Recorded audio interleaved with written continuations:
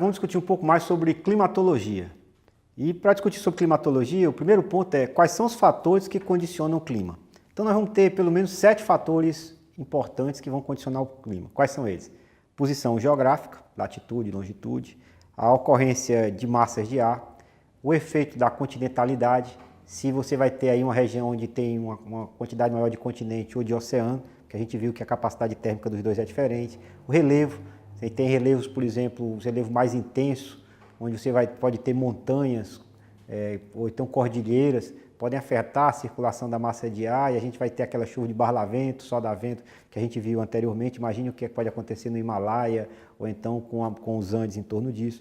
A vegetação, correntes marítimas e fatores humanos. Então vamos analisar cada um desses processos. Então, quem vai condicionar e quais são as principais variáveis que a gente vai analisar? A gente vai analisar principalmente a variável precipitação e a gente vai analisar também a variável temperatura. Como a precipitação e a temperatura são afetados por esses 7 fatores. Esse é o nosso foco agora. O primeiro deles, então, que nós falamos para vocês, diz respeito à posição geográfica.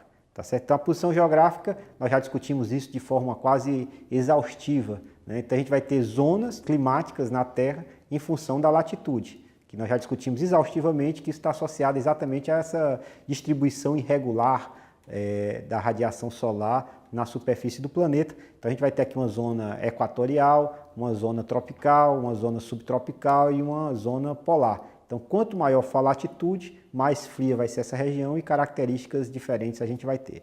Então além da posição geográfica, a gente vai ter também o posicionamento dessas massas de ar. Tá certo? Massas de ar também vão existir regiões onde nós vamos ter massa de ar diferentes. Por exemplo, aqui no caso aqui a gente vai ter a região, como vocês estão olhando aí nessa transparência, as massas de ar que atuam aqui no Brasil. Vai ter a equatorial marítima, que é quente e úmida, a equatorial continental, que também é quente e úmida. A gente vai ter aí no sul a massa polar marítima, que é fria e seca. Na região central da América do Sul a gente vai ter a massa de ar tropical continental, que é quente e seca, e também uma região tropical, uma massa de ar tropical marítima, que é amena e condições de estabilidade de pouca precipitação. Então essas massas de ar também vão influenciar a ocorrência de precipitação, e chuva, e também assim como temperatura. Outro fator que condiciona o clima na Terra é a continentalidade. Então o que é a continentalidade? A continentalidade está associada ao seguinte: por exemplo, o hemisfério norte, ele tem um percentual maior de continente com relação ao oceano do que o hemisfério sul. O hemisfério sul é mais oceano e o hemisfério norte é mais continente. Isso faz com que haja diferenças de temperaturas e no regime de chuva entre esses dois hemisférios. Então observe essa imagem que está colocada aqui para vocês. Vocês estão observando que no verão do hemisfério sul, né, diferentemente do verão do hemisfério norte, a gente, entre verão e inverno do hemisfério sul, a gente tem variações de temperaturas menores do que entre verão e inverno do hemisfério norte. Observe, por exemplo, que o norte do hemisfério norte, a gente tem variações de temperaturas muito significativas, né? Vão ter verões muito frios e invernos mais quentes. Isso em função de quê? Isso em função do efeito da continentalidade, né? Então a gente pode observar que, por exemplo, em torno da latitude 60 norte, 80% do cinturão em 80 norte é constituído de continentes. Enquanto se você observar aqui 45 sul, praticamente a gente não vai ter continente, vai ser praticamente tudo oceano. E esse efeito é que vai fazer com que haja essas variações maiores no hemisfério norte e em latitudes onde você tem uma presença maior de continentes do que em latitudes onde você tem uma presença maior de oceanos. E por que acontece isso? Isso acontece devido à capacidade térmica da água ser diferente da capacidade térmica do continente. O continente ele tem uma capacidade de armazenar muito menos calor do que a água. Então, em função disso, ele varia mais rapidamente a temperatura do que a água. Então, o continente varia mais rapidamente a temperatura do que a água, absorve mais rapidamente calor, tá certo? E, ao mesmo tempo, libera mais rapidamente calor. Então, as massas de água, elas servem, inclusive, como sendo reguladores térmicos, né? Então esse é um fator importante que nós vamos ter, são esses dos oceanos, né? Então o outro fator que a gente vai ter é o relevo. Como nós vimos, existem aquelas famosas chuvas orográficas, né? Você tem a montanha, a massa de ar se desloca, na medida que ela chega na montanha e sobe, ela se resfria, se expande e chove, e do outro lado da montanha a gente vai ter a região de sotavento, onde você vai ter um vento mais quente e mais seco. Então, as grandes cadeias de montanha, como o Himalaia, como os Andes, vão fazer esse efeito também em larga escala, assim como o relevo de mais baixo nível também vai afetar localmente a precipitação e a temperatura. Então, o relevo, né, é um outro fator importante na formação das chuvas e da temperatura.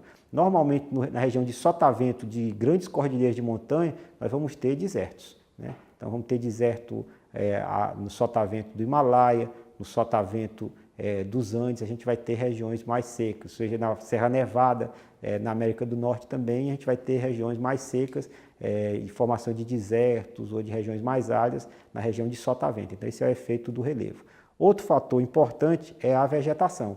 A vegetação também vai condicionar o clima e o regime de chuva. Só para vocês terem um número, 51% da precipitação ocorrida na Amazônia tem a ver com a evapotranspiração que acontece na própria Amazônia, recirculando essa água na Amazônia. Se não fosse a vegetação da Amazônia, a gente teria uma região mais seca ainda do que uma região muito seca. Você não teria nem floresta tropical, né? Seria uma região muito seca, né? Se corta a Amazônia, a vegetação sucessora que a gente teria seria basicamente savana e não mais floresta. Então a floresta, ela mantém a floresta em função desse processo de circulação. Então um outro fator importante então é a vegetação e as coisas que vão acontecer em toda a vegetação. O sexto fator importante diz respeito às correntes marítimas, que as correntes marítimas elas servem para poder transportar também calor.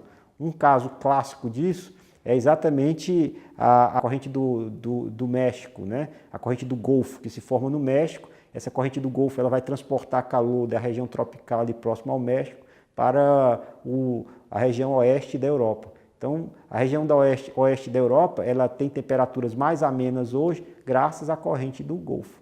Se não fosse a corrente do Golfo, a gente teria uma Europa muito mais fria do que é hoje. Compare, por exemplo, a temperatura de Barcelona com Nova York. Todas as duas estão em torno aí, estão na mesma latitude. Barcelona tem clima muito mais ameno do que Nova York.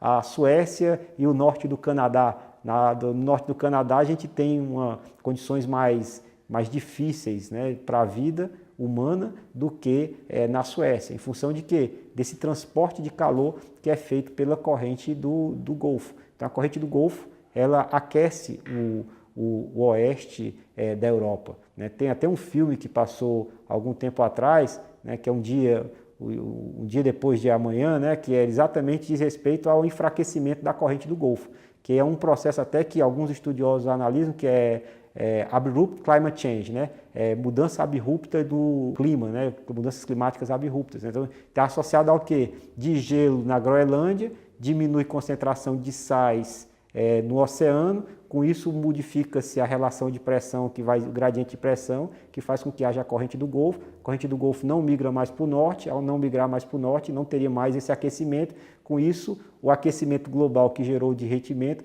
teria como efeito reverso o processo de uma nova era glacial que se iniciaria. Essa era a hipótese lá do filme e está associada essa hipótese ao fato de que há um transporte de calor da corrente do Golfo para o oeste da Europa, né? Então, corrente marítima então, é outro modulador chave do nosso clima.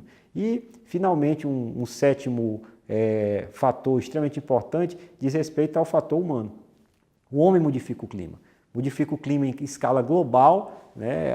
Quando a gente tem aí os efeitos da mudança climática, como modificação da composição da atmosfera, e muda também o clima na escala mais local, com o desmatamento, que você vai ter aí mudanças no microclima. Então esses são os fatores principais que vão afetar e condicionar o clima no planeta, tá certo? Em seguida a gente vai ver o seguinte, como é que esse clima se classifica?